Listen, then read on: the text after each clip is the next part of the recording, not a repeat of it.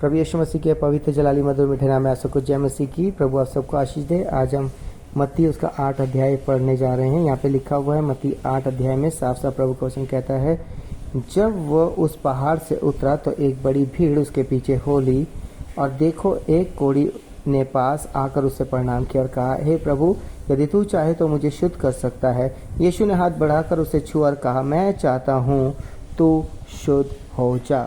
और वह तुरंत कोढ़ से शुद्ध हो गया। यीशु ने उससे कहा, देख, किसी से ना कहना, परंतु जाकर अपने आप को याजक को दिखा, और जो चढ़ावा मूसा ने ठहराया उसे चढ़ा, ताकि लोगों के लिए गवाही हो।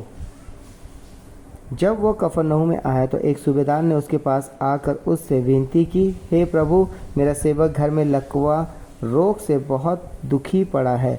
उसने उससे कहा, मैं आकर उसे चंगा करूँगा। सूबेदार ने उत्तर दिया, हे प्रभु, मैं इस योग्य नहीं कि तू मेरी छत तले आए,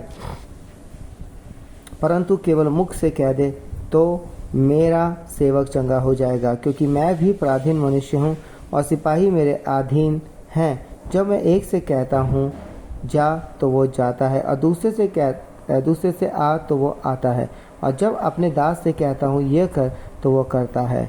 ये सुनकर यीशु का अचंभा हुआ, और जो उसके पीछे आ रहे थे उनसे कहा, मैं तुमसे सच कहता हूँ कि मैंने इस्राएल में भी ऐसा विश्वास नहीं पाया। और मैं तुमसे कहता हूँ कि पूर्व और पश्चिम से बहुत से लोग आकर अब्राहम और इसाक और याकूब के साथ स्वर्ग के राज्य में बैठेंगे, परंतु राज्य के संतान बाहर अंधकार में डाल दिए जाएंगे, वहाँ रोना और दांतों का पीसना होगा। तब यीशु ने सूबेदार से कहा, जा, जैसा तेरा विश्वास है वैसा ही तेरे लिए हो। और उसका सेवक उसी घड़ी चंगा हो गया। यीशु जब पतरस के घर आया तो उसने उसकी सास को ज्वर में पड़ी देखा।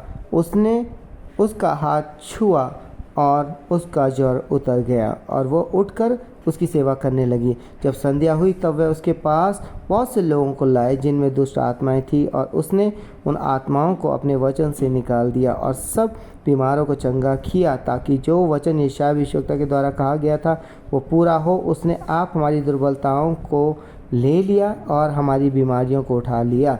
यीशु ने जब अपने चारों ओर एक बड़ी भीड़ देखी तो झील के उस पार जाने की आज्ञा दी।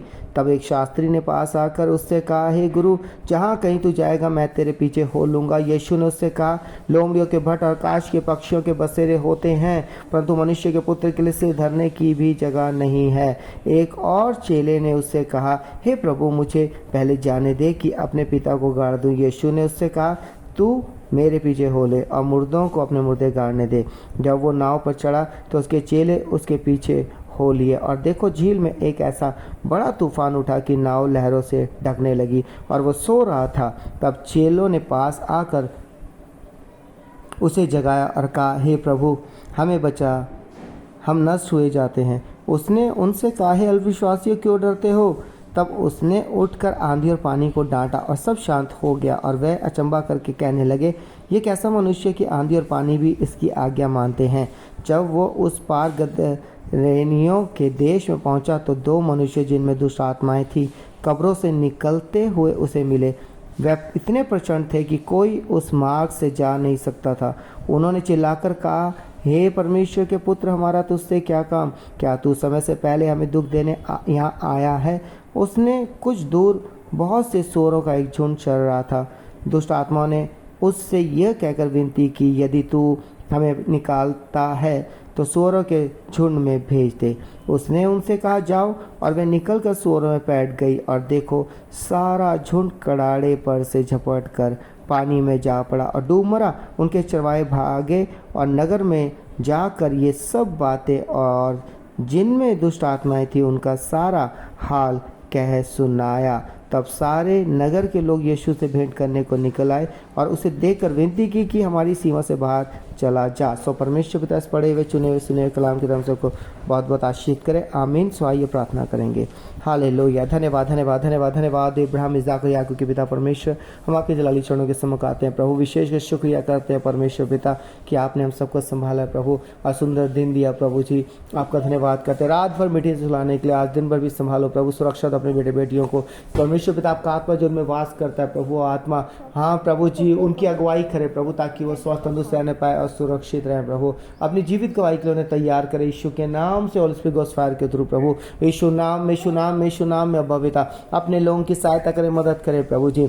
आज जो पढ़ा गया प्रभु जी, इस वचन की तरह उन्हें उत्साहित और आनंदित करे और ये वचन उनके जीवन परिवार के लिए आशीष का कारण बने यीशु के नाम से, होली स्पिरिट गोस्ट फायर के थ्रू प्रभु। आपका आत्मा जो निवास करता हो, आत्मा उनकी अगुवाई करे प्रभु, उनके काम को आशीषित करे, काम में उन्नति तरक्की मिले, प्रमोशन और सैलरी बढ़े प्रभु। और जो बिजनेस करना चाहते हैं अच्छे बिजनेस के द्वार खोले, और जो बिजनेस कर रहे हैं प्रभु जो उनके बिजनेस को भी बढ़ाएं और सफलता दे, और जिनके ऊपर कर्ज मुक्त जीवन दे प्रभु। हाँ प्रभु, जब भी वो परिवार मिलकर बैठकर आपको पुकारते हैं, जो लोग भी प्रभु जी, हाँ प्रभु जी, वो आपकी हजूरी को अपने साथ से महसूस करे। आपका आत्मा जो उनमें वास करता है, रोमियो 8:9 में लिखा है, पहले कुरिन्थियों 3:16 में लिखा है, वो आत्मा उनकी अगुवाई करे सही फैसले लेने के लिए। अगर उनसे गलती हो रही जो पाप में, तो क्षमा करो प्रभु, और आपके अद्भुत अनुग्रह दे और शांति उनके जीवन में होने पाए। आपके स्वीकृत धन्यवाद हो प्रभु जी, जयवंत करने के लिए धन्यवाद, प्रार्थना सुनने के लिए धन्यवाद। ये प्रार्थना यीशु के नाम से मांगते हैं, आमीन आमीन आमीन आमीन। सबको जय मसीह की, प्रभु आपको आशीष दे।